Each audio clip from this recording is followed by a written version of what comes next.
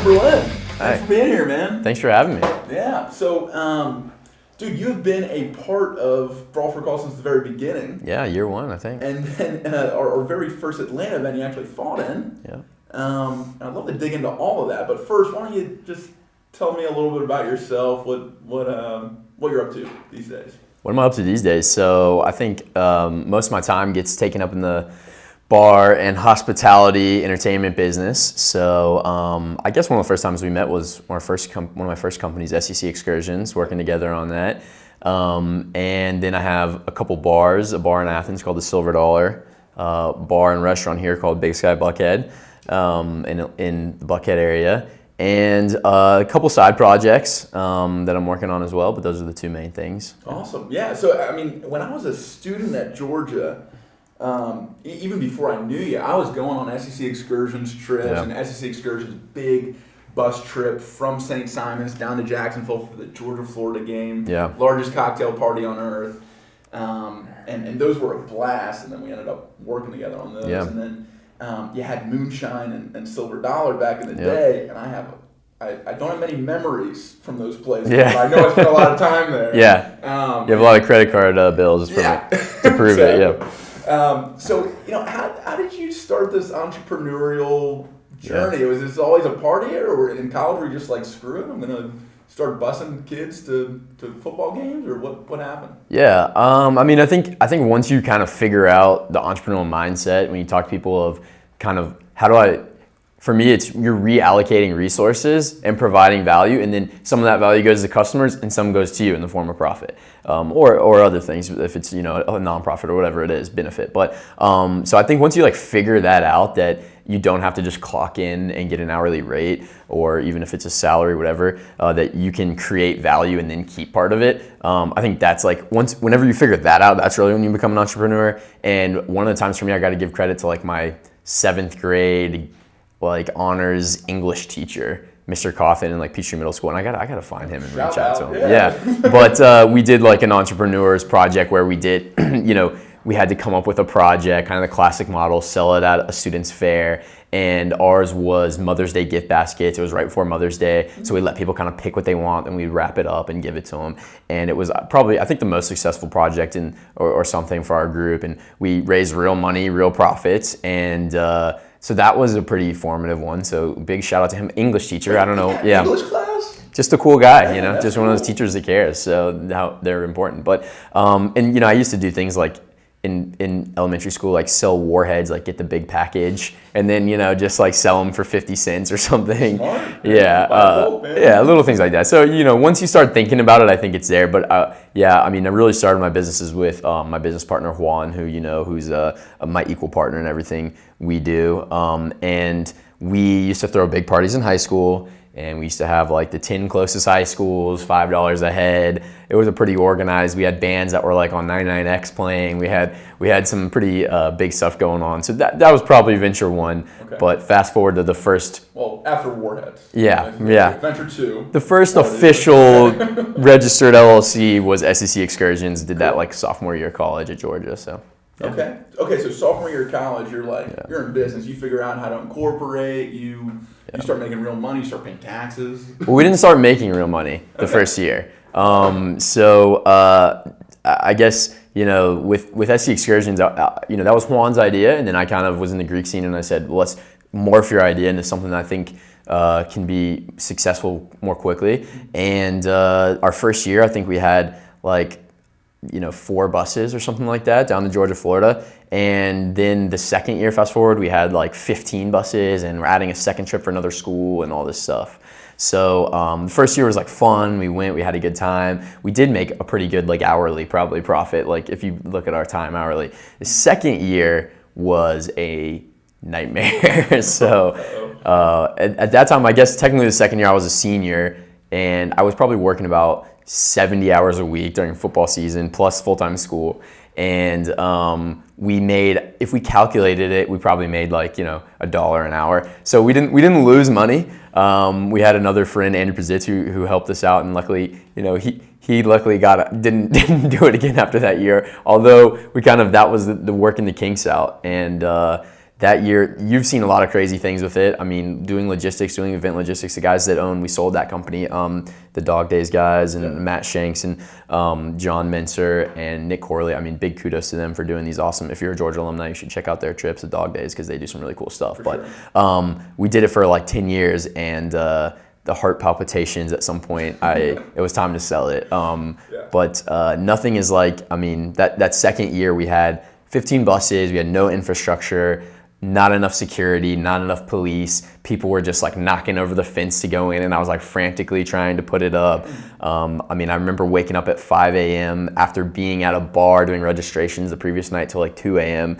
And I'm getting like my phone is just going off the hook, and it's like a police officer with St. Simon's saying like, the lot owner's here and he's in a dispute with the tenant that was gonna let you pick up your buses with 1,000 people who've all prepaid, and they're closing the lot down, and you can't do it here. And I mean, I might have had a mini stroke, honestly. Yeah. Oof, man. Yeah, I woke up like no sleep, and failure is not an option for us. And I think we founded like 10 businesses, and they're all either we own them today for 4 of them and they're successful and profitable, or we operated them for a profit and sold them and they're still open and profitable. So pretty much, I mean, we're at 100% track record right now, knock on wood. But so in that moment, I mean, we got on the phone, we started calling every place on the island or near the island that had enough space to pick people up, got the word out to everyone.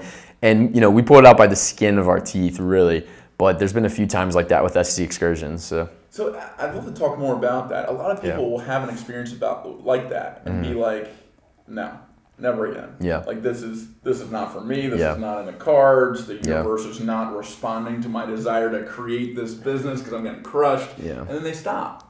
So why did you do year 3 after a year 2 experience like that? Why do you keep going down that road? That's a good question. I mean, I think we did a second trip that was a little more successful in that year, and it was going to the LSU game. So put people up in, this was a whole weekend package, so a different model. We shifted it, and you pay for the whole weekend. You get your hotel stay in New Orleans, you get a balcony bar on Bourbon Street, you get transportation to Baton Rouge the next day, catered tailgate with a live band, and then back. And we were like, well, that model is profitable. And even though it was a smaller trip, it was profitable. And you work out a lot of the kinks. And as you know, the second year of an event or at a venue is much easier than the first year. The day that we finished our Georgia-Florida trip, I probably thought we weren't going to do it again, but we had already sold the second trip, so we did it. It worked out, and you're grandfathered into doing another one. Yeah, I don't know if we would have done it again. It was a pretty hard time, but there's been a moment, where I kind of think that is one of the most high risk, high liability, stressful things you can possibly do, and events, but also on a game day where there's no plan B. I mean, you have plan B, C, D already because you can't improvise one because it's gridlock traffic. You can't run to Walmart and buy something. It's impossible. So I think whenever we do other businesses, Juan and I have a side project called Broad Arch Real Estate now, where we do managing our own investments and some for friends of doing residential real estate development, building houses, knocking them down ground up mostly. And people are like, how do you do residential real estate? That's so stressful. Like, price fluctuations, this and that. I'm like, if you think this is stressful, like, to me, it's almost like a joke when they say that, because I'm like, try wrangling 1,500 drunk students or 3,000 now, whatever it is. Yeah. So I always kind of look at that and I'm like, if I could get through that, I should be able to get through this. Your tolerance for insanity at a very young age. Yeah, I guess so, yeah. Cool. Okay. So for people going down that entrepreneurial road and that are maybe are hitting some of that early adversity, are there things that helped you, and either mindset wise or maybe resource wise that helped you either learn more and feel more equipped, or just grit, kind of perseverance wise, just keep going? Yeah, I mean, we definitely did the grit perseverance model, but we're still doing new businesses and ventures. So I'm trying to continually adapt and learn how to make it a little less hard on myself.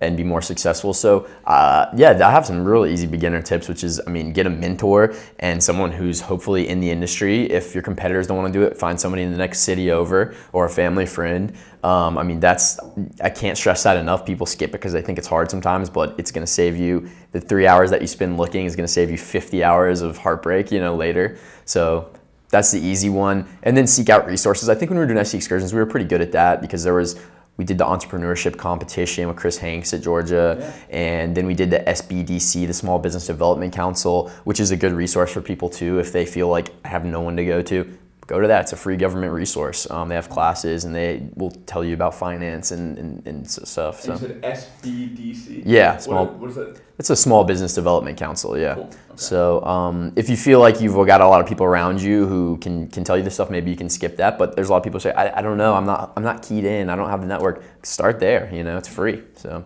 amazing. Okay. Yeah. So you're doing these trips. Yeah. Now you're out of school, right? Mm-hmm. If we're in year 3 of SSC excursions. Sure, yeah. So what was next for you? You didn't want to do these stressful, bus and tailgate trips for the rest of your life, or as your primary focus. So well, we were pretty into the trips at that point. I mean, year 3, we knew we could be really successful, and we had already figured out some things. So I had just enough money from that to think I can live, especially in Athens. So I don't necessarily need to get a job or go to grad school. And I think I kind of told my family that I was, the end of senior year, that I was going to be taking the GMAT and like looking at an MBA or an accelerated MBA program, and Juan did the same thing. And but really, our whole second semester of senior year, we were looking at bar leases in downtown Athens. So we found a spot, and I'll always remember this, the landlord, there's only a few landowners really in downtown Athens, and he was like, I love you guys' business plan, I love everything, but I just can't take a chance on somebody so young and green in this, so I can't have the turnover in my space. And this was called Broad Street Bar and Grill at the time, and so we had everything ready to go, and he ended up not giving us a lease. So we found a second location, which was Angelo's Italian restaurant, it had been run into like a dump. We had to gut everything there, but we got that one, and I think we signed the lease like a month before we graduated, or like 2 weeks before we graduated. So I wasn't sure if I was gonna get a job. I think I did some interviews and stuff. I was looking at grad school, if I was gonna open this bar, and then between that and SC excursions, be able to make a good living to start out. And we got the lease, and every time I see the landlord now for that other place, which has been a while, but they've been through, I think, 8 businesses. And these are some of them experienced restaurateurs, some of them restaurant groups. I mean, I don't want to name anybody, but that have gone out of business there in the 10 years since we opened Moonshine, and Moonshine's still there and operating and kicking and successful. So there we go, so sometimes you got to take a bet on the right person without the experience, but for sure. Yeah. That's amazing. So so you start Moonshine. Yeah. Moonshine successful right off the bat, or is there some? Yeah, no, definitely right off the bat. I mean, we had a lot of things to learn. It was good because we didn't know how much we didn't know, so we just did it. But the first night we opened, the first weekend, it was super busy, and that's awesome. But I really didn't have bartending experience. Juan had a little. We had some other people in there that had a little bit more. But basically, the first Monday, it was the middle of summer in Athens, which there's almost no one there. So we're like, I'll do it with these 2 bartenders we have that were our friends that didn't know how to bartend either. And I'd been so busy building the place and doing the marketing, designing the logo. I didn't really have time to learn good bartending. And so I said, maybe 20 people will come in. This is like our night off. It's been crazy. And we just have a line out the door. We're slammed to capacity from like 9 p.m. till 2:30 a.m. until we have to kick everybody out. And on top of that, about 30 minutes in, the little guns that make the soda stop working. The company won't pick up, and it was just like the CO2 was out, so we can't make any drinks. So we run to like Lazy Shopper and grab like 100, 2 liters, and people are like, let me get a Long Island. I was like, you're gonna get a whiskey Coke. Here you go, it's $5, And we just did it, and you just trial by fire seems to be how we've done all these things. So yeah, it was a great success. We did a lot of things wrong, but at least we did the marketing right, and it was a great success from the beginning. So. Awesome. Yeah. Yeah, there's a patent form in here, man. I think so, perseverance. Maybe. Yeah. It's making it work. Okay, so Moonshine, you have that bar. You're still doing these events. Mm-hmm. What's next? How does it continue to evolve? Because you mentioned more bars when we started. So how did you get there? Well, I mean, we opened, and when I say we, it's Juan and I, and we've had some other partners as well, but we were 50-50 SC excursions and then equal partners and everything else, and we own a majority of all of them. But one a year for like 6 or 7 years. We opened one new business every year, almost on the dot. So Silver Dollar. We did Moonshine. We did AMP, which is our concert and event production promotion, which you know about well from Buckhead Ball and our New Year's party and Dance in the Streets concerts. And Evan Rosenberg, our other partner, did Rivalry Music Fest with Wiz Khalifa and stuff, things like that. So yeah, so that was, I guess, business 3. Then we did Silver Dollar the year after. Then we bought City Bar, which is a storied place in Athens. We didn't do too much different there because it was already a pretty cool place, but bought that. Then the next year was opening Big Sky, and so one business a year for 6 years or so, and that was time to reflect, step back. No vacations. Yeah, no, I don't think I took a vacation of over 3 days for 5 years or so, or 4 years or so. Work ethic. That's what it takes. Yeah. Very cool. So, now you have had a vacation. There's a little bit more time and space and an ability to do things that you want to do. And some of those are passion projects or side projects that you brought up, like Broad Arch.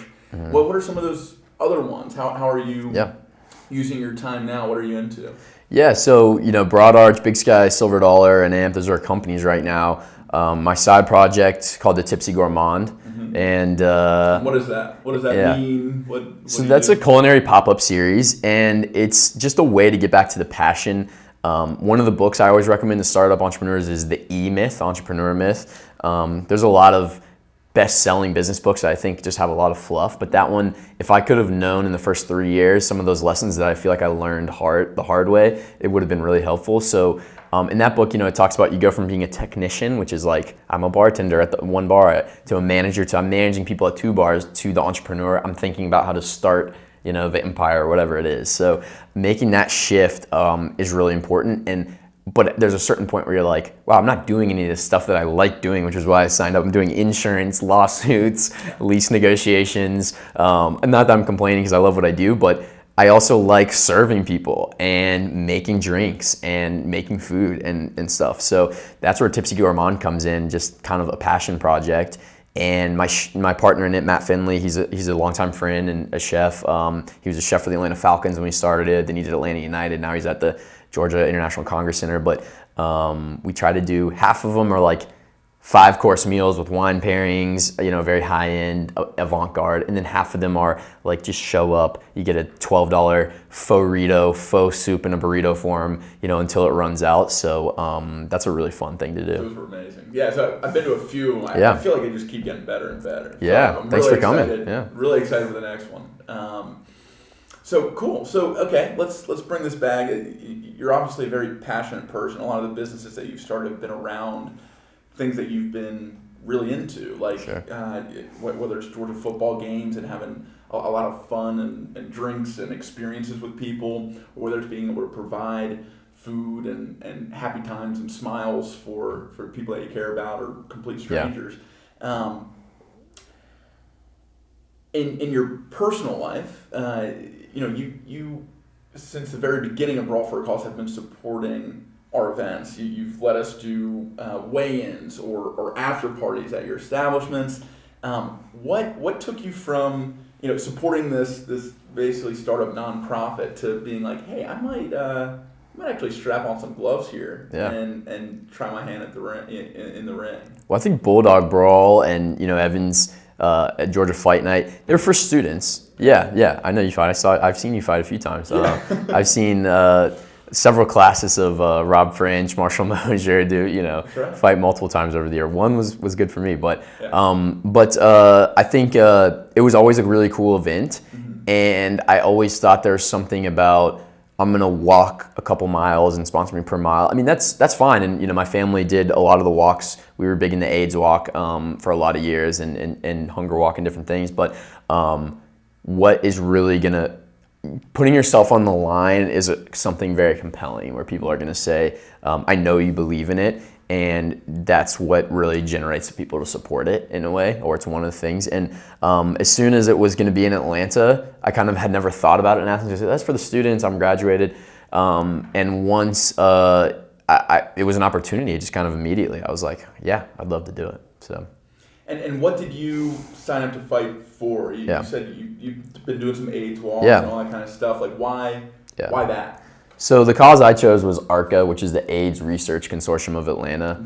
And they do things like clinical trials. They sign people up, free HIV and AIDS testing and screening, along with some other STIs and STDs. They do prevention research. They're one of the leading groups in the country. We still have a really bad AIDS epidemic in Atlanta this day, and they do a lot with that. They did a lot with signing it through their Women of Color testing initiative, but they test everyone, and I think they've been responsible for participated in trials for over a few dozen drugs that have actually gone to market for or treatments and therapies for HIV/AIDS. So they're doing some really cool work on the front lines of that.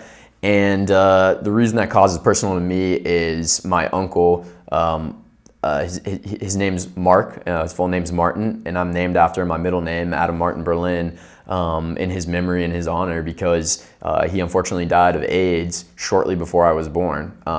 And really close to my mother, a really great guy. And maybe if some of the treatments that they have today, the kinds of ones that ARCA works on, were available, he'd still be here. And a lot of times I think about, even though I didn't know him personally, through my mom's stories, my family stories, and pictures and things, I feel like I do know him, and I can feel like, man, our lives would be so much more full if he was here. And I know my mother's life would be, and the whole family. So if we can do something to try to help the next person be around, that's kind of the goal. So powerful, man. And honestly, that's what the Brawl's all about, is those powerful stories of how connected you are to your cause. It's literally your namesake. Yeah. And can you talk a little bit about what it meant, especially on the hard days of training for Brawl for a cause? Because it's not easy. You're getting punched in the face. You might be thrown up over a trash can. Doing all the cardio and stuff.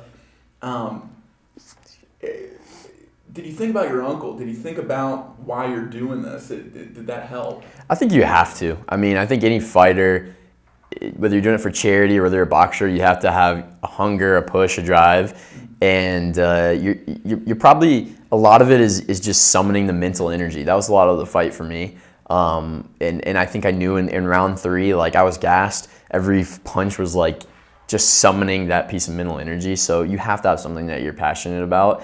And that's definitely what I drew on when I was in there training. And training was hard. I mean, the first time I sparred, it's not like a bar fight or something, it's very different. And the first time I sparred, bloody nose. And I do remember being in the car after and just going maybe I wasn't seriously considering it, but my mind was making me think what's an excuse that I could get out of this without looking too bad? 100%. Yeah, and I don't know that I seriously considered it, but my brain was making me think what if I sprained my ankle or something? And but you just keep showing up and you keep getting a little better, and so you have to have something though that keeps you going. So yeah, that was definitely that for me. That first big trial, man. That first time where that little voice of quit seeps into your subconscious. Everyone goes through that.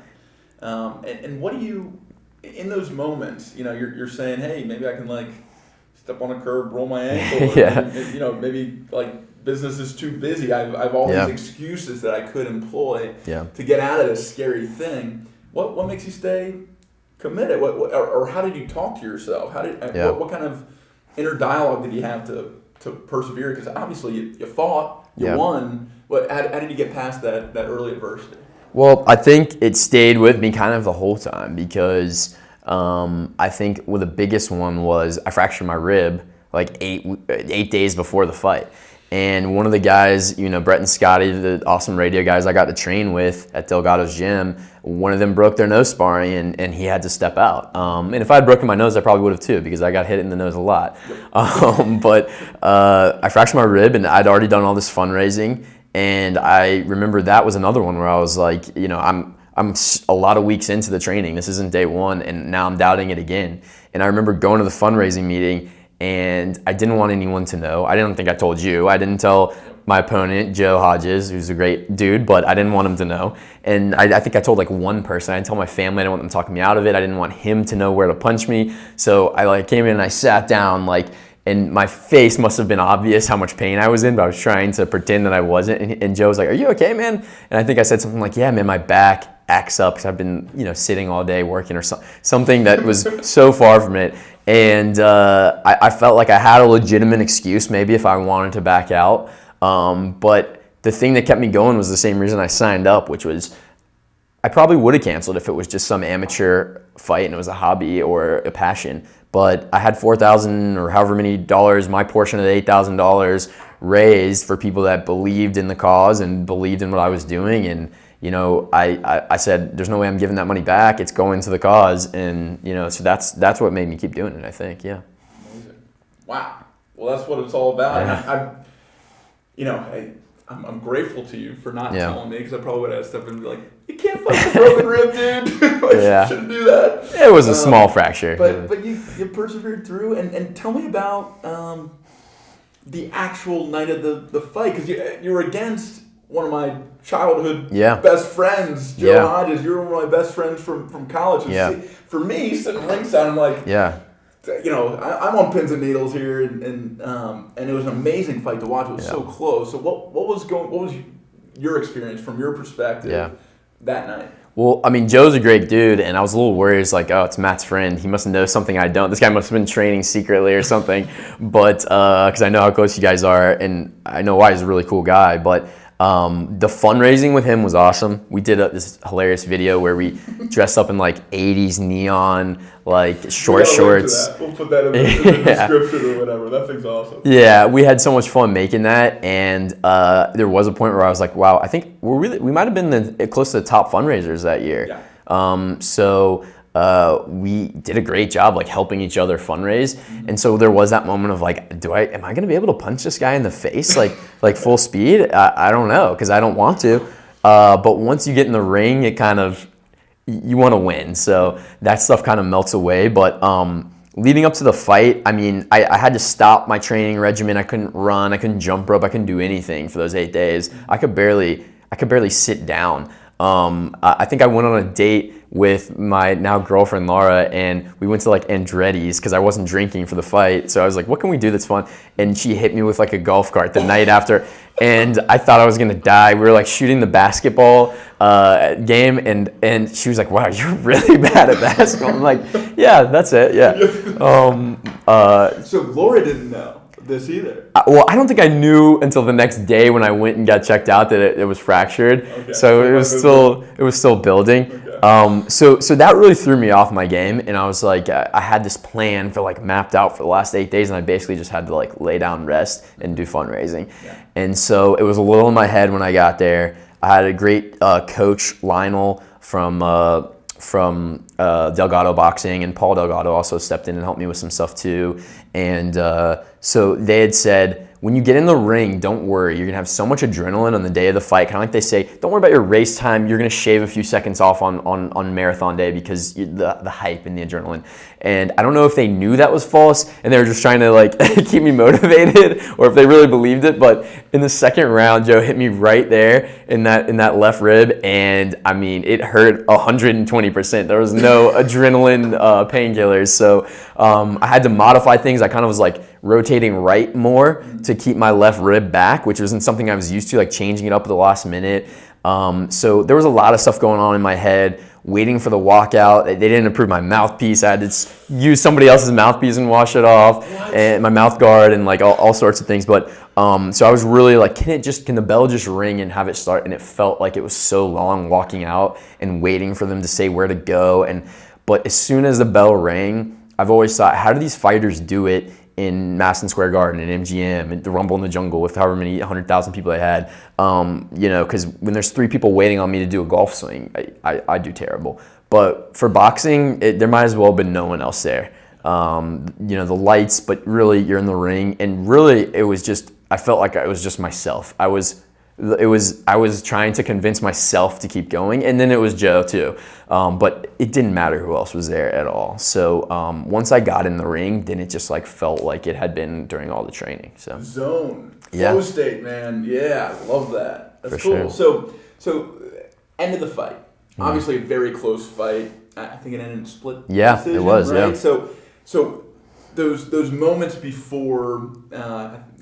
Whether it was John Paul Jones or another USA boxing referee, right before they race, what's going through your mind? Are you like, man, I won, like I know it, or are you like, man, I lost the stupid rib, or was it what was going through your head?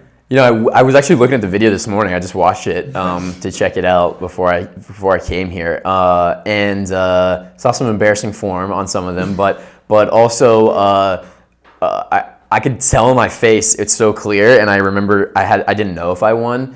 I felt like I had trained a little harder. I don't know. And so I felt like I had some control, but obviously it was close. I mean, in the first round, I looked at, there's blood on his gloves. I remember seeing at one point the white top of the glove with a bunch of blood, and I go, wow, he's bleeding already? And it wasn't until like round was over I realized that was my blood, which is why it's on his glove. Yeah, so I mean, it was definitely close, but I think in the third round it was like I felt like I was closer up a little. And every time he would get what I felt like was a point, I just had to summon the energy to try to get a point and a half or 2 points. And that's really what it came down to. I mean, I could jump rope for 30 minutes without stopping, but 6 minutes of fighting felt like an eternity. I was not prepared for the intensity of it. I would definitely just do way more conditioning if I did it again. That would be the only thing I did differently. But I didn't know if I won. I mean, you could see in my face, I didn't know. And when they said split decision and then that I won, I mean, I was really happy, but I saw my face actually, like the face I made when they held my hands up, and I could remember feeling it was just relief. It was relief that I hadn't gotten creamed and in front of everybody, but that it was over, and I knew either way we were one of the top fundraisers, and I met and exceeded my personal fundraising goal. And so I think we both hopefully felt like, you know, that was the win already. And as long as nobody got embarrassed, which we didn't, neither of us did in our fight for sure, you know, it wasn't so much like, oh, sweet victory. It was more like, thank God it's over. And we hit our fundraising goal, you know. Amazing, man. That's what it's all about. Yeah. So in both business, in the Brawl, in all walks of life, you've experienced a lot of adversity. You've had a lot of success. What was the time, and you've already brought up a few, but what's one that sticks out in your mind of a time where you got knocked down, you got back up, and maybe in tough times like in that fight or when something in the business sphere is really challenging you, what's something that you draw on? What's something in your past where it's like, hey, if I got through that, you know, I can get through this. Yeah. I know we already touched on SC excursions, but that's definitely a thing that I draw on, where I think some of the things that we got through with that, and that was my first real official business too, and we did it for 10 years. So I think that's the one that I really think about it and go, if I could get through that, I can get through this, whatever it is almost. And I've had moments where we built Big Sky from the ground up.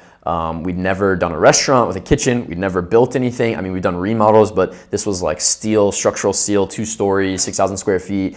And there were times where it was really crazy, and I would think about SC excursions and think, if I could do that, I can do this. And there's been a lot of moments. I mean, that second year was one, and realizing you've just done, you know, thousands of hours of work for, you know, literally, I think we skimmed out by cutting some things like a few $100s on that one trip at least. You know, there's other times though, but it's kind of the whole starting of that. But I'll give you one example, which is we did a trip for some Georgia Tech students to Miami for the Orange Bowl. And this was a first like ACC or, you know, out of conference team. And we took them down to this like really nice hotel, the Royal Seneca. They had no business being there. It was like Japanese soaking tubs, and they were like, you know, chugging Fireball. But we got a deal on the whole thing, so we took it. And they're having a great time. We had a bar set up the night before. Everything's going fine. We get to the tailgate morning of early, and we're about halfway through setup. Everything's looking good, and these officials come out and they go, "You can't do this." And I said, "Well, we have the permission of this gas station next to it that owns the lot." And he's like, "Yeah, but you don't have the right permit." And I said, "Oh, we have the permit." He's here. He goes, "No, that's City of Miami. You're over the line of Coral Gables. You can't do the event." So I don't know how we got the permit, but they canceled it. They made us shut it down, and there was no finagling. There was no figuring it out. It was done. And the students, I think, were supposed to get there in like an hour and a half. So, I mean, like I said, failure is not, if there's a common thread, it's you know, we're not necessarily the smartest guys in the room, but if failure is not an option, then, you know, we said, where do we go from here? So we went and rented like a U-Haul, brought it out. Juan and I and whoever else we had packed up the tents, everything into a U-Haul, took it to the stadium. They said there's no tailgate parking here. You know, we gave the guy a little cash and he gave us like 6 RV spots or whatever it was. We set up the tent, we bummed the RV feed for the TV, you know, paid that guy something to get it, got the caterer, paid for his passes to get in. And I think literally as the bus, we might have told him to like circle around once or something, but yeah, as the buses pulled up and parked, we had it set up to where it looked, I mean, we were doing some finishing touches, but TVs were on, feed of the game was going, tent was up. And I mean, I don't think they even knew that they were, and this lot was it was actually closer to the stadium, so upgrade, but I don't think they knew that it was, you know, potential disaster. A big part of what they paid for was about to be completely canceled. So, I mean, moments like that, just aside, you know, that was year 3. So I think, you know, I had already said, well, I panicked last time and we got through it. You know, let me find the zen to just try and keep trying until it gets done. You know, those are the kind of things I draw on and say, like, if I could get through that, I should probably be able to get through this next thing. Yeah, never give up mentality. I guess so. That's crazy. Yeah, it worked for Fire Festival, right? That's a crazy documentary. So when you watch that, what's going through your head when you see that documentary? Because you're in that world, you know, like the disaster that we're moving towards. It was stressing me out a little bit watching it. Me too. Because and you've done these events with me and you've done your own events, so you know.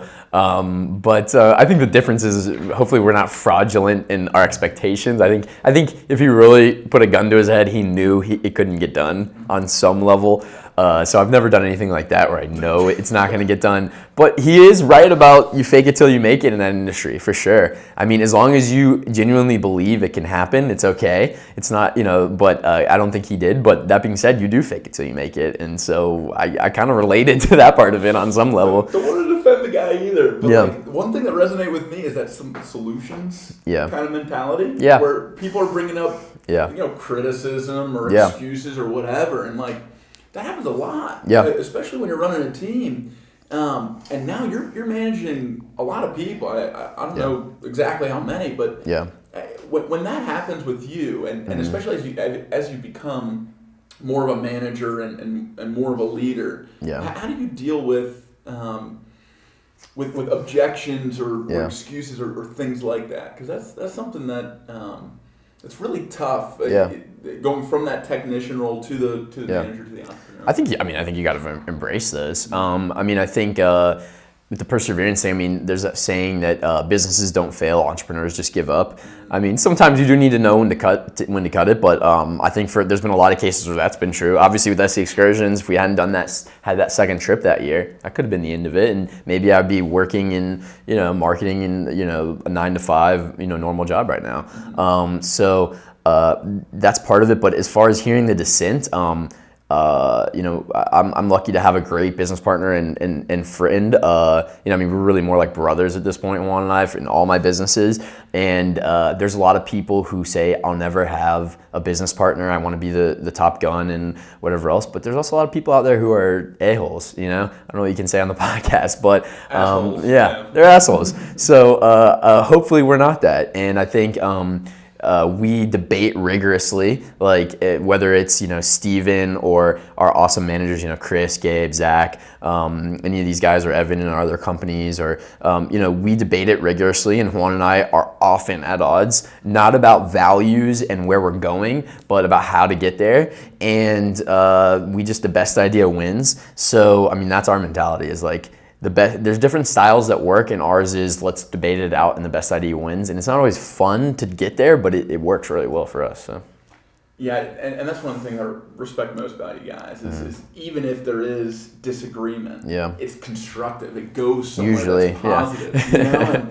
And you know, I can attest, you know, being a few years younger, having worked for you, SEC Excursions, and I always felt empowered. I always felt heard when I brought things up. So I think you do a really good job with that. Well, you have good opinions too, so that helps. But thank you. But no, I think that's a really important skill to develop, and it's something that probably isn't innate in a lot of people, especially when they're starting businesses and just starting to work with other people.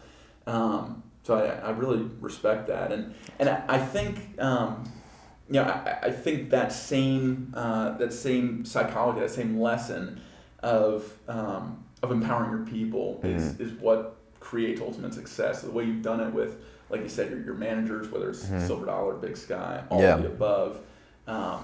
It's really awesome, the culture you've built. Thank you. So shifting gears a little bit.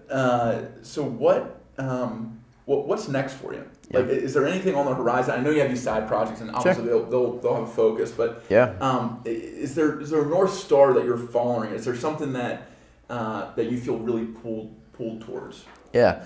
That's a good question. I mean, we kind of took, for those 6 years, I said, one business a year, we kind of just took every opportunity that was decent that came up. Somewhere I did this exercise with Juan because we decided to sell 2 of our smaller bars in Athens. We just got good offers, and we were spending more time in Atlanta, and we kind of have, we sold SC Excursions, we sold, the New Year's party, at least part of AMP. So we've been consolidating. So we did 6 years of just like, give me everything. And then we did a few years of like, let's consolidate so we can refocus. And we did an exercise where we actually looked at, I say we took every opportunity, but we did every business that we researched. I made a list of everything, whether it was a bar space or restaurant space that we looked at, or whether it was just an idea that we ran some projections for. I mean, there must have been like 40 on there. So I think, learning when to say no became important, and then learning where to focus. So the last few years, and Brawl for College was part of that, been a lot of personal growth and resetting, so I don't not take a vacation more than a couple of days for 5 years, and go hit the slopes, have some fun. Traveled the world a little bit, done some skiing, done some the boxing. I'm doing a sommelier certification right now, bunch of those things. So that it was time for that, and now we're recharged, we're focused, and we're ready to go for the next thing. So people have been asking us for a long time, and we're not quite to the point where we know what it is yet. But it's coming very soon, and it's going to be something in the restaurant and bar business. So anticipation. And I've always had a passion for food, and so we do the Tipsy Gourmand. I cook, I do all sorts of things in that community, and I think that's where the next thing is going to be. So. And I see your home cooking on Instagram. Yeah. Laura's a lucky lady. That's awesome, man. So when will the world know what's next? When we know, they'll know. Cool. There's no plan to keep anything secret, but I'll shoot you a text. You'll be one of the first to know once it's locked in. Yeah. Very cool. So what if people want to find out more about your business, if they aren't familiar with Big Sky, Silver Dollar, your parties through AMP, anything like that, where can they find information like that? That's a good question. I would say any of those social medias for them, they're just at Big Sky Buckhead, at the Silver Dollar Athens. But the Tipsy Gourmand, it's at the Tipsy Gourmand. Spell that. Gourmand. Okay. Yeah. So there's a link in the bio there to sign up for the newsletter. If you like food events, if you like pop-ups, sign up. We don't spam you. We just send invitations to it. And for what's coming next, I mean, I think hopefully if we're doing our job right, we'll be showing it to you. Cool. That'll be, the marketing will be coming to them. So. Perfect. And what about you personally? How do people get in touch with you or follow you or whatever? What are your handles? Yeah, you can just check me out on Instagram at thisisberlin. So. Sweet. Yeah. And any final words? Anything you want to? Yeah, I mean, since we're talking about causes worth fighting for, I mean, I think if anyone's doing Brawl or thinking about donating or participating or attending, I would say it's a super cool thing to be a part of in any of those capacities. And for the people considering the Brawl journey and doing it, I may have fractured my rib. I may have taken a lot of hours out of work training for it, but it is one of the most valuable experiences I've done. So I can't recommend it enough, even as someone who did, I guess, get a little injured, because people are always worried about injuries. I got a little injured, and I was fine. I came out of it, and I would really recommend doing it. And even if you don't love boxing, come to the event. Come check it out, because there's a lot going on between the casinos, the bars, all the little add-ons that you have. But you might find that there's a lot more to boxing than you think. I know I learned that it's more of a sweet science than I had realized before doing it. So come check it out. Yeah. Thank you so much. One, for being here, but also for investing in the Brawl, not just early days, helping us get off the ground, not just for teaching me how to put on large scale events and really helping scale this thing not just for competing in it, but even an amazing friend, a great mentor. Thank you. I just really appreciate you. I'm glad to be part of it. Thanks for coming out here. Thank you. Let's wrap. All right. Cool.